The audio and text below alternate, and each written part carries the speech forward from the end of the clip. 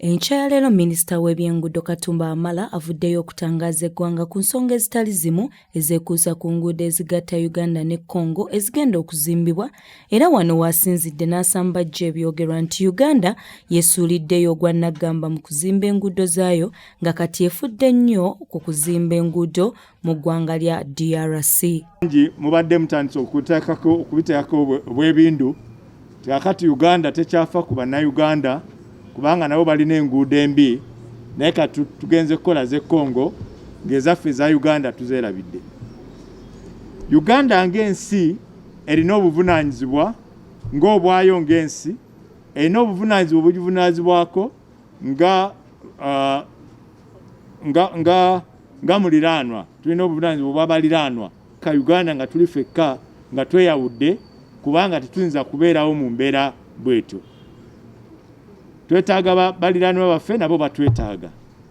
Gen. Katumba ategeezezza ng'enguudo zino bwe zigenda okuyambako okutumbula ebyenfuna ssaako n'okufunira ebyamaguzi eby'enjawulo akatale mu ggwanga lya Congo, ekintu ekiwalirizza okukwataganira awamu.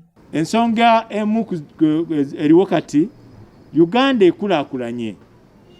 Mu kulaakulana erina amakolero mangi nnyo kati agakola ebintu.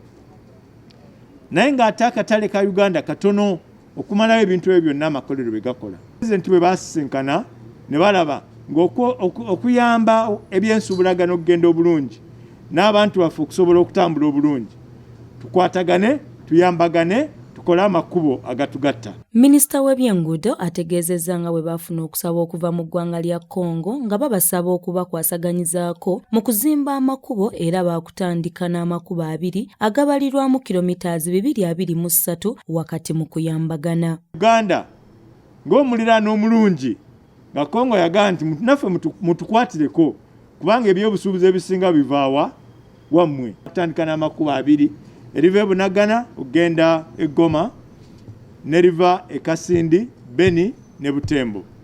Ng'amakubo ago gonna galiko kilomita 226. Ate ku nsonga z'okuggulawo ekisaawe, minisita ategeezezza nga buli ayagala okutambula bw'alina okwekebeza ekirwadde ki COVID-19 mu ssaawa 72. Buli omu akkirizibwa okutambula kati naye kikakatako okuba ng'olina COVID test gye bayita PCR essaawa 72 nga tonnalinnya nnyonyi. Bw'oba togirina tojja kukkirizibwa kulinnya nnyonyi obe ng'ova Uganda obe ng'ova bweru. Ensonga ya Uganda okuzimba enguudo mu ggwanga lya Congo ebadde eyogeza bannayuganda bangi obwama nga kino kye kiwalirizza gavumenti okuvaayo neeyogerako eri abantu mu lujjudde. Maria Dana Namiro, STV Select ey'enjawulo.